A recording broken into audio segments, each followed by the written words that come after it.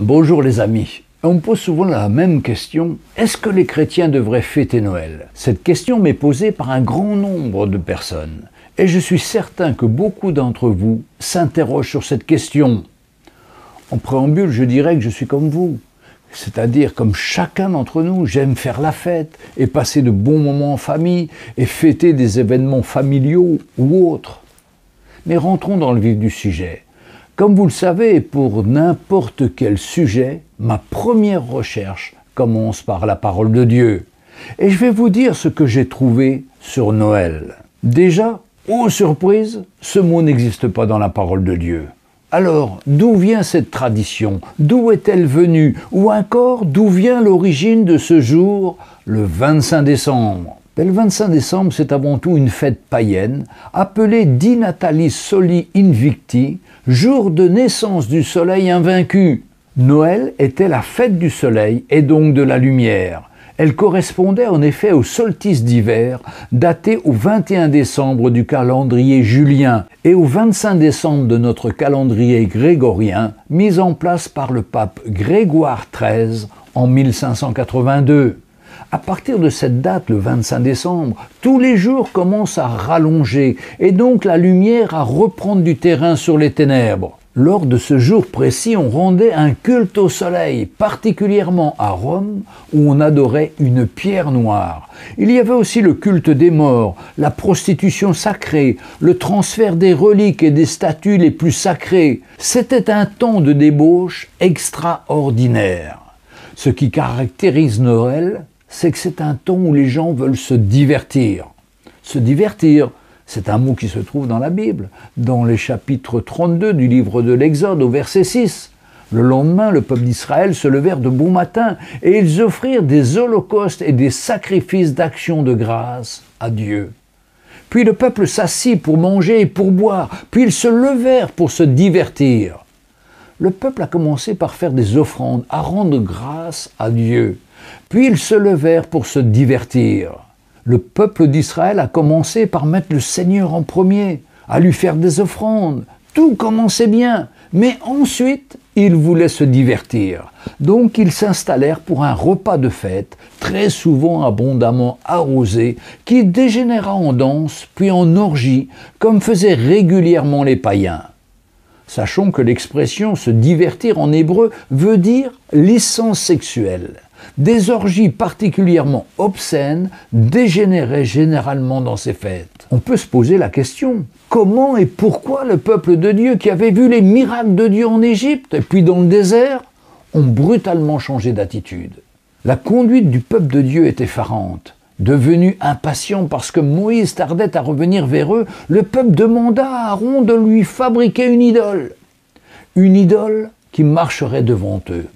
Aaron accepta en leur transformant leur anneau d'or en un veau d'or, en métal fondu, comme avaient les Égyptiens. Acte qui avait été formellement et expressément interdit par Dieu dans le livre de l'Exode au chapitre 20, verset 4. Puis ils se livrèrent à des festivités, adorèrent l'idole, mangèrent et burent et se divertirent de façon immorale. Ils prétendaient alors adorer Dieu, mais par l'intermédiaire du veau d'or. Exode 32, verset 5.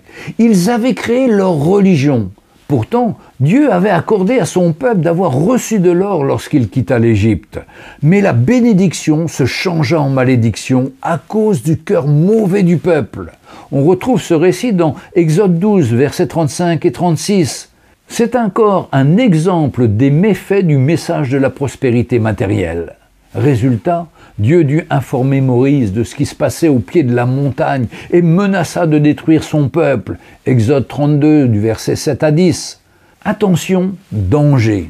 Dans une fête, tout peut arriver. Avec l'alcool, les hommes se métamorphosent et peuvent se changer en affreux monstres. Leurs instincts charnels sont exacerbés, perdant tout contrôle et sont capables du pire. Mais revenons au veau d'or. Dressant ainsi une image de Dieu devant eux, les Israélites changèrent la vérité divine en un mensonge. Leur sacrifice était une abomination. N'avaient-ils pas, il y a peu de jours, au même endroit, entendu la voix de l'Éternel leur disant au milieu de la fournaise « Tu ne feras aucune image taillée ». N'avait-il pas annoncé qu'ils obéiraient à la loi de l'Éternel, qu'ils feraient tout ce que ce dernier avait prescrit en toute obéissance? Relisez chapitre 24 de la Genèse au verset 7. Sommes-nous assez forts pour faire face à de telles situations? J'ai vu trop de chrétiens venir me confesser des choses ignobles qu'ils ont fait sous l'influence de l'alcool dans ces moments de fête. Dans l'épître de Paul aux Galates, au chapitre 5, verset 13, il nous est dit « Frères, vous avez été appelés à la liberté. Cependant, ne faites pas de cette liberté un prétexte de vivre selon la chair, mais rendez-vous par amour, serviteurs les uns des autres. » Dans la première épître de Pierre au chapitre 4, versets 1 à 3, « Ainsi, puisque le Christ a souffert dans la chair, vous aussi armez-vous de la même conviction. Celui qui a souffert dans la chair a rompu avec le péché pour vivre le temps qui lui reste à passer dans la chair, non plus selon les convoitises des hommes, mais selon la volonté de Dieu. » C'est bien en effet d'avoir accompli dans le passé la volonté des païens, en vivant dans la débauche, les convoitises, l'ivrognerie, les orgies, les beuveries et les idolâtries infâmes. Mais revenons à cette fête. Depuis le milieu du XXe siècle, cette période perd son aspect religieux, tout en conservant le regroupement des cellules familiales autour d'un repas. Bien sûr, comme je vous l'ai dit plus haut, je suis comme tout le monde, j'aime faire la fête, d'abord avec ma famille proche, puis celle éloignée et aussi avec mes amis. Puis après se succède une période où l'aspect commercial est venu, avec l'échange de cadeaux autour d'un sapin traditionnel à l'intérieur des maisons, tandis qu'à l'extérieur, tout est fait pour créer une ambiance de fête, de cadeaux, de promotion commerciale. Alors on illumine les rues, puis depuis peu les maisons. C'est à celui qui mettra le plus de lumière scintillante avec le Père Noël et son folklore. Et puis on peut rajouter l'organisation des marchés de Noël. C'est incroyable l'imagination des hommes. Que d'occasions pour y perdre son argent et surtout de ne pas donner pour l'œuvre de Dieu. La Bible ne nous dit pas de fêter Noël et nous ne connaissons même pas la date exacte de la naissance de Jésus-Christ. La Bible nous parle que c'était dans une période où les bergers étaient dehors pour garder leurs troupeaux. Et nous savons tous qu'à la période de Noël en Israël, il fait froid et souvent avec de la neige. Donc pas un temps pour laisser les moutons dehors. Eh bien la naissance de Jésus devait être au printemps où on était. Pourquoi Jésus n'a pas jugé utile de nous donner sa date de naissance ? Jésus connaît les hommes. S'il n'a pas voulu faire savoir sa date de naissance, c'est que cela n'est vraiment pas important. Par contre, tous les autres événements, les dates sont données précisément et avec beaucoup de détails, mais rien sur Noël. Si, il est écrit au jour fixé par Dieu. Et nous n'avons rien d'autre, ce qui veut dire que personne ne devrait fêter ce que le Seigneur ne nous a jamais demandé de faire. Le centre du message n'a jamais été la naissance du bébé, mais surtout sa vie, ses souffrances, sa mort, sa résurrection. Et cela, on peut le fêter tous les jours quand on a Jésus-Christ dans notre vie. Oui, Jésus n'est pas honoré durant ces temps de fête. Il est exactement comme le jour où il est venu sur terre. Il n'y avait toujours pas de place pour lui. Et cela dans beaucoup de cœurs. C'est bien triste. Et que penser des soi-disant chrétiens qui fêtent Noël au sein même de l'Église, avec la crèche, avec le sapin, puis conseillent aux chrétiens de se divertir?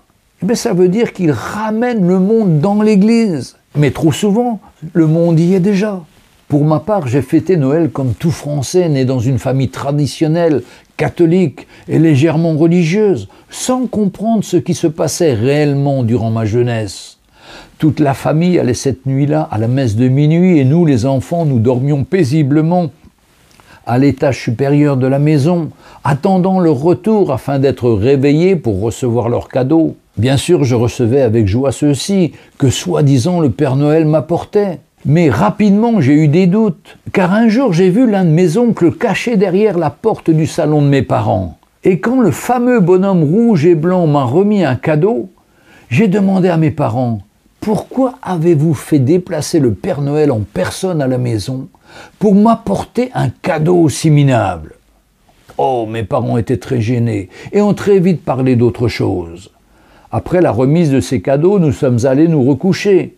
Et comme la question me turlupinait, alors je suis descendu de l'étage de nos chambres pour savoir ce qui se passait dans la salle à manger. Et là, j'ai vu un spectacle désolant. Certains membres de ma famille étaient en train de chanter, de boire, de monter sur la table, de crier et d'être dans un état d'ébriété avancé. Je suis alors vite remonté tout gêné pour me recoucher. Moi qui avais toujours vu ma famille posée, équilibrée, réfléchie, de les voir ainsi m'avait bouleversé.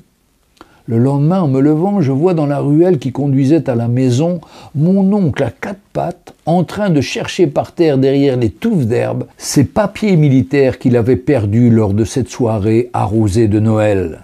Quelque chose me montrait qu'il y avait un décalage entre ce qui était dit à la maison et ce qui était vécu. Il y avait comme deux mondes qui s'opposaient, la lumière et les ténèbres. Bien des années plus tard, j'étais confronté au système de la fête de Noël. Il fallait offrir des cadeaux aux autres membres de ma famille et c'était pour moi trop hypocrite, car il fallait acheter un cadeau en fonction du cadeau que je recevrais. Alors on allait acheter des babioles et on recevait des babioles inutiles et faire comme si on était surpris et heureux. C'était comme une triste comédie d'hypocrites qui se renouvelait tous les ans à la même période, mais d'un sinistre et tragédique théâtre. On me disait, c'est la tradition. Mais savez-vous ce que dit la Bible sur la tradition dans Marc 7, verset 8 ? Vous abandonnez le commandement de Dieu et vous tenez à la tradition des hommes. Mais un jour, j'ai fait une expérience bouleversante. J'ai rencontré le Seigneur Jésus et ma vie a été changée. J'étais né de nouveau. Jésus a apporté la lumière, la paix, la joie dans ma vie. Un désir de marcher libre et de vivre dans la liberté acquise pour chacun de nous par Jésus à la croix du Calvaire. Tout a changé. Quelques années plus tard, je me suis marié avec Sonia et nous avons eu 3 enfants. Et les premières années, nous n'osions pas dire non à nos parents quand ils nous invitaient pour ce jour. Mais un jour, j'ai entendu un message très clair. Ne te corromps pas avec ce monde. Je t'ai appelé pour te libérer des traditions. Alors j'ai pris mon courage à 2 mains et j'ai parlé avec mes parents, leur disant que je veux sortir de ce système d'hypocrisie. Des cadeaux, des repas de fin d'année, non, je veux arrêter.